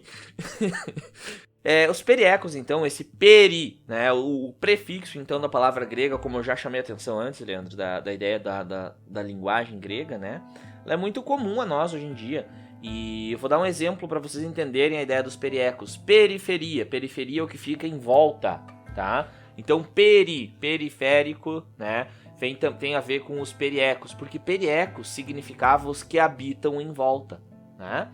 Então, eles eram quem? Os periecos eram povos conquistados pelos espartanos, que mantinham alguma autonomia, algum pouquinho de autonomia ainda, desde que reconhecesse a superioridade de Esparta. Então é tipo assim, ó, tu tem um pouco de autonomia, tá? Pode mandar aí nas tuas paradas, mas assim, vocês têm que saber que quando Esparta chamar, Esparta chamou. Falou, tá falado, tá? Então eles eram... Formalmente, eles eram livres, né? Pela lei, assim, supostamente, de forma formal, eles eram livres. Mas eles tinham que estar sempre dispostos, então, né, na questão econômica e militar para quem realmente governava eles, que eram os espartanos. Obviamente, eles habitavam terras, Leandro, que eram menos férteis, né? De toda aquela região aí das planícies e tudo mais, Os periecos não vão pegar as melhores porções de terras, é óbvio, né? Os mais poderosos, que vão ser os espartanos, vão ter essas terras, as melhores terras, né? E havia mais ou menos cerca de 100 comunidades periecas. Bastante, né? Era muito, sabe? Em volta ali de Esparta, daquela região, tinha muita comunidade perieca. Ô, Jean, sabe como é que eu penso? Eu penso tipo assim, eu penso igual assim, eu moro aqui em São José dos Pinhais, né? Que é uma cidade da região metropolitana de Curitiba. Então eu penso como se Curitiba fosse Esparta e todas as cidades da região metropolitana fossem os periecos, aqueles que estão em volta, que de certa forma servem à capital, né? É porque ninguém lembra das cidades, né? Todo mundo fala Curitiba. Exatamente. Mas não é Curitiba. É que nem, tipo, o cara mora meio que em Porto Alegre, sei lá, mas não é. São Leopoldo, sei lá, Viamão. Montenegro, é por ali, sabe? Tá ali. Então realmente, dá pra pensar assim.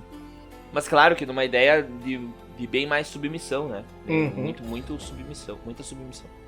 Bom, essas cidades, elas tinham também um título formal de polis. Mas, né, Leandro, vamos entrar num consenso aqui. Polis, segundo o conceito de polis, elas não eram de fato polis, né? Apesar de receberem títulos, né? Elas não eram cidade-estado porque elas não tinham um governo realmente autônomo, né? Tinha um título formal ali, mas ficavam abaixo igual do conceito de cidade-estado, né?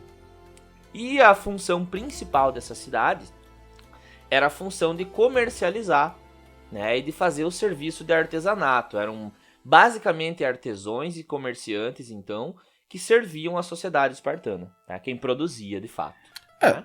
Porque como os espartanos não podiam trabalhar nessas coisas, aí os periecos iam... Quem que trazia comida pra mesa dos espartanos? Eram os periecos. Quem fazia as roupas, botas, as armas, eram os periecos. Os espartanos não podiam fazer porra nenhuma que não fosse aprender a lutar e depois lutar na guerra. Quem nos assistiu, Leandro, na nossa última live da gameplay, só queria relembrar aqui, não me estendendo muito, mas logo no início do jogo Assassin's Creed Odyssey aparece o Rei Leônidas perguntando, né, para o Dienix, né, seu general. Ele pergunta: você já levou seu filho pescar alguma vez na vida? E ele fala: não, senhor, nunca tive a oportunidade. Dele: que pena, eu gostaria de ter levado o meu. Por quê? Porque a vida de um espartano, de verdade, envolvia somente o serviço militar. Então tu perdia até mesmo aquela relação de família com teu próprio filho. Que não devia ser tão fácil também. Não. A gente falou antes, né? Não, mas eles eram ensinados assim. Mas não devia ser uma maravilha. Não, claro que não. Na parte mais baixa da pirâmide social espartana, abaixo dos esparciatas, abaixo dos periecos, estavam os ilotas. Ilota significa cativo. Provavelmente, esses ilotas, eles eram também vindos de povos conquistados, assim como os periecos, porém, os que mais tentaram resistir ao domínio messênio. Então, por exemplo, outros impérios também faziam assim, tipo os romanos, por exemplo. Se o povo se rendia, virava como se fosse um aliado. Se o povo resistia muito, eles, depois que venciam, escravizavam aquele povo. Os ilotas não tinham nenhum direito e eles eram forçados a trabalhar na lavoura para poder produzir a comida que os espartanos comiam. Eles constituíam a principal força econômica de Esparta, certo? E é muito engraçado a gente pensar que eram os ilotas que davam condições aos espartanos de viver o seu estilo de vida, que era diferente de todos. Se um espartano poderia viver a vida inteira sustentado pelo Estado, treinando para ser um guerreiro, era porque tinha um ilota trabalhando feito um desgraçado para produzir comida para esse cara comer. E uma coisa que também é interessante, o número de ilotas, Jean, superava em muito o número de cidadãos espartanos. E é por isso que os espartanos tinham que ser tão bons guerreiros para poder submeter uma população muito maior que eles. É a famosa pirâmide social, né? Pirâmide social. É uma pirâmide mesmo. Os espartanos, eles tiveram os ilotas como escravos por mais de 3 séculos, mas não foi durante todo o tempo, né? Sem querer dar spoiler, chega uma época que os ilotas, eles falam: chega dessa bosta. E tem uma coisa, já que eu me lembro, assim, de uma aula que eu dei há muito tempo atrás, que tinha um bagulho assim, ó. Qualquer espartano podia matar um ilota a qualquer momento. Não acontecia nada com ele. Se um esparciata matasse um ilota, não dava nada, porque o ilota é um escravo. Se um ilota matasse um espartano, Esse Ilota, que matou o espartano, olha que loucura. Ele recebia 3 dias de folga. Tipo, oi? Como assim? Não. Não mata mesmo. Não, Deu pra ver que então, não mata. Não eu vou consegue, explicar. Nem a pau. Nem a pau. Calma, assim.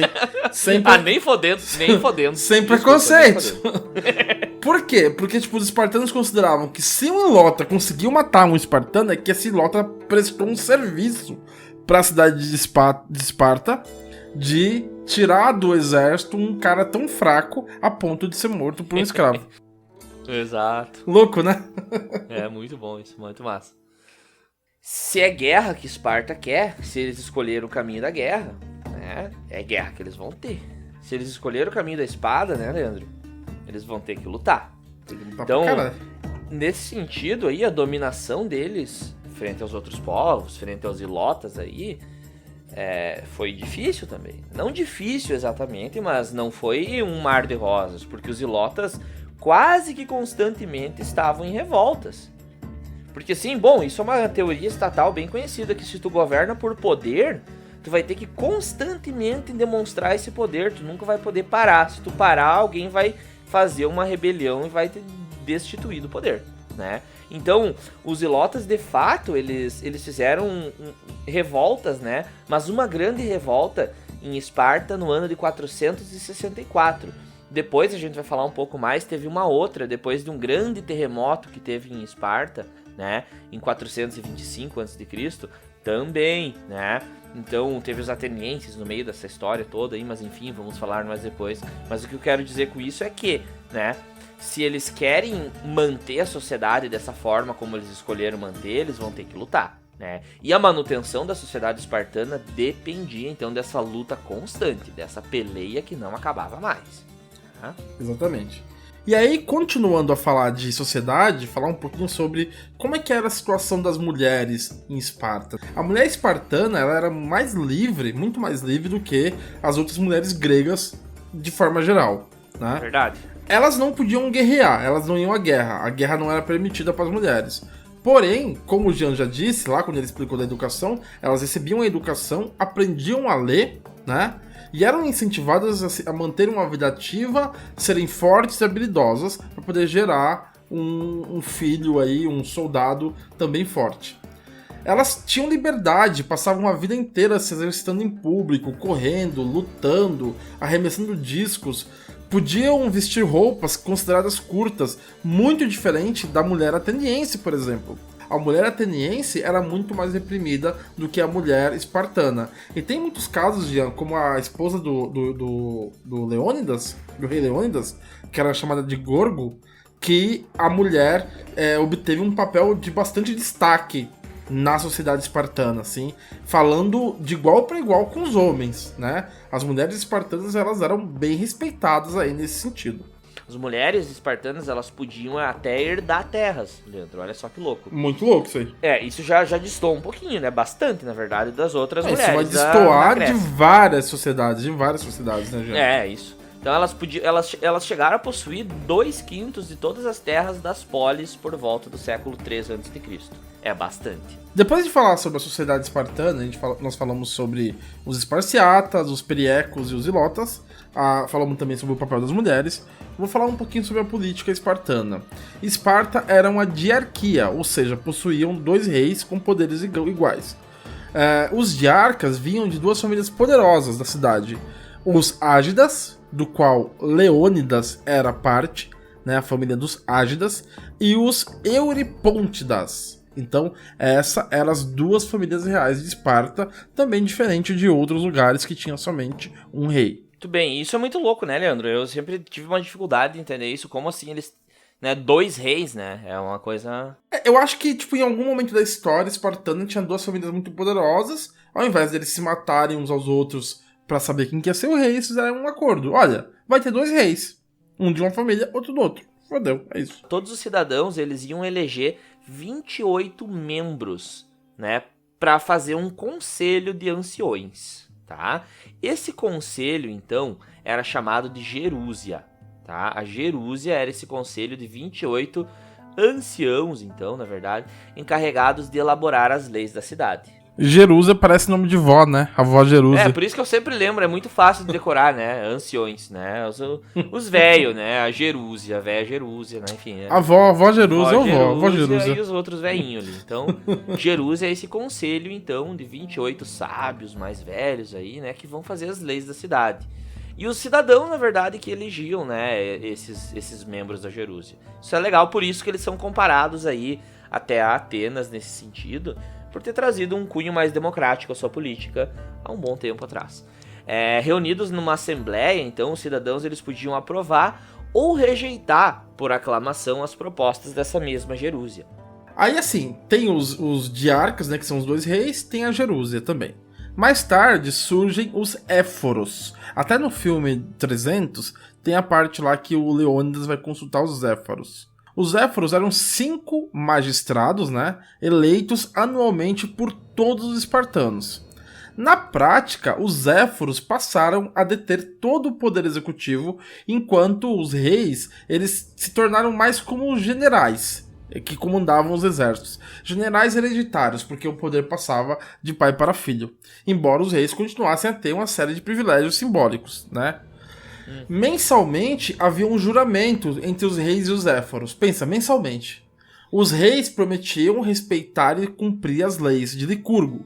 Ou seja, nada de absolutismo. Isso é muito interessante, né, Jean? Porque quando a gente pensa em rei, isso pra mim é um pouco difícil de explicar pros alunos.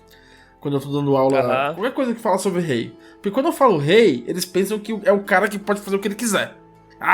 Bota o pinto na mesa, faz o diabo, tá ligado? Basicamente, na teoria, no mais grosso da coisa, é meio que assim, né? Mas não é tudo assim. Não é tudo assim. Eu ainda arrisco dizer que na maioria do tempo não foi assim. Porque, por exemplo, você tem lá na época do feudalismo, por exemplo, os reis não tinham esse poder todo. Eles vão ter na época do absolutismo, ok. E a gente vê que os reis de Esparta, eles não têm esse poder todo. Tanto que o Leônidas queria fazer guerra contra os persas, e ele não pôde, a gente vai ver depois.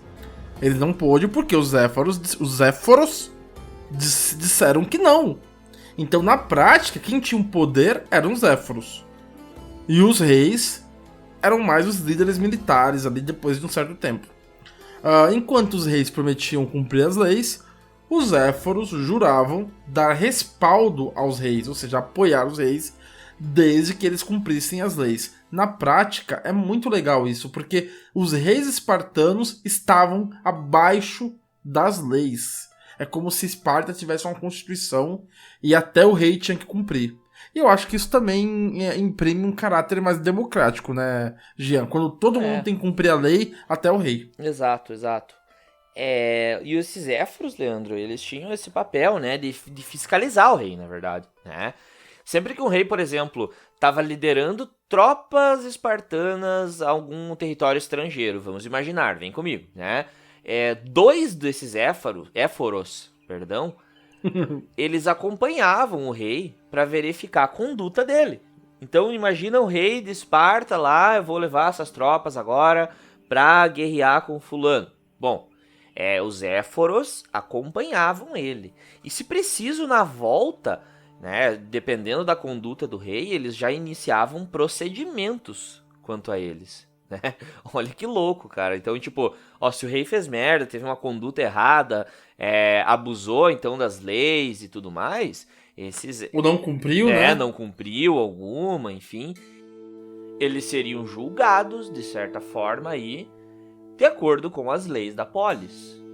Então, assim, Leandro, para resumir, né, a democracia espartana, essa ideia de democracia espartana aí que a gente tá trazendo, ela aparece, ela é ressaltada justamente por causa disso, porque enquanto, né, no Oriente Médio, em outras partes do mundo aí, a gente tinha os chamados reis deuses, né, aqueles caras que faziam e mandavam conforme queriam, porque Deus quis assim, são representantes dos deuses, são meio deuses, enfim, né, e Atenas a gente tem uma democracia que é uma democracia, mas era um número pequeno de famílias, né? Era tipo uma oligarquia praticamente, uma aristocracia, né? Esparta tinha todos esses procedimentos dos quais a gente está falando, então mostra um pouco mais esse cunho democrático deles. E aí, Jean, eu quero chamar aqui o ouvinte que chegou com a gente até agora.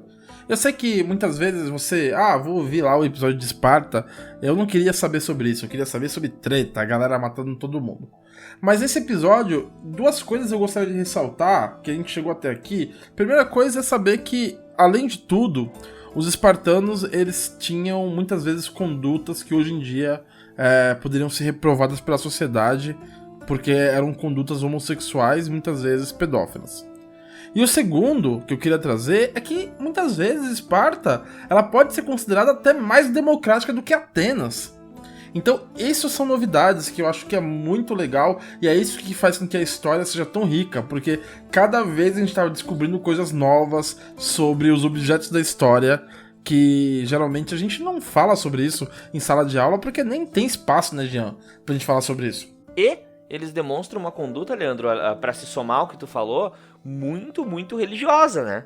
Porque aos padrões de hoje, das pessoas mais religiosas, né, a gente poderia fazer uma comparação aí, e apesar dos apesares do que tu já falou, eles também aparecem muito nesse sentido religioso. Então Sim, é muito total. ímpar, né? Eu diria que é uma sociedade, uma civilização, um povo muito ímpar, né? Muito ímpar. E aí, gente, assim, ó, eu sei que saindo um pouquinho aqui do nosso tema da doutrinação, e aí é o que me encanta na história e é um pouco do que o Doutrinando tenta passar pra vocês aqui, que é a abordagem científica da história, né? E aí é foda, porque a gente zoa com esse negócio de doutrinação, mas na verdade tudo que a gente não faz é doutrinar, a gente simplesmente tenta abordar a história da maneira mais científica possível e trazer pra vocês alguns conhecimentos que são totalmente contrassenso, são totalmente contra os estereótipos. Os espartanos não eram, tipo, os hétero top que a gente imagina aqui hoje em dia. E também eles não eram, tipo, totalmente uma sociedade de autoritários. Não, eles tinham a democracia deles. Isso aí, muito bem falado, né? E tendo dito isso, cabe lembrar então aqui, pontuar que já falamos então até agora da localização dos espartanos, onde que fica, né? Bem como a localização da Grécia Antiga no geral. Falamos da polis, da importância da polis para o homem grego, principalmente para o espartano, que para ele era muito importante morrer em batalha. Falamos também da questão educacional, relatamos esse processo educacional do espartano que vinha desde a infância até a velhice, né, até a idade adulta, que visava gerar um cidadão militar, extremamente militar. Discutimos um pouco da questão da sociedade e da política espartana, então a gente vai finalizando. Vai finalizando porque sim, porque esse episódio ficou muito comprido, a gente é prolixo mesmo, tá? A gente não consegue sintetizar as coisas, né? A gente vai escrevendo, pesquisando aí, e é isso, né? Se você ouviu até aqui, até esse ponto, por favor, compartilha, curte, deixa um biscoitinho pra nós aí, pra nós seguir forte, tá? E se liga! Já deixa o próximo episódio engatilhado aí, porque ele já tá pronto. A gente demorou pra lançar, sim, demorou, mas tá tudo pronto, tá? Tá tudo on, o pai tá on, o podcast tá on, tá tudo on. Então, já fica ligado aí. Já dá play no segundo, que no segundo a gente vai falar das tretas. Vamos falar da pancadaria, da guerra, da religião e o bicho vai pegar. Tá bom? Valeu, falou!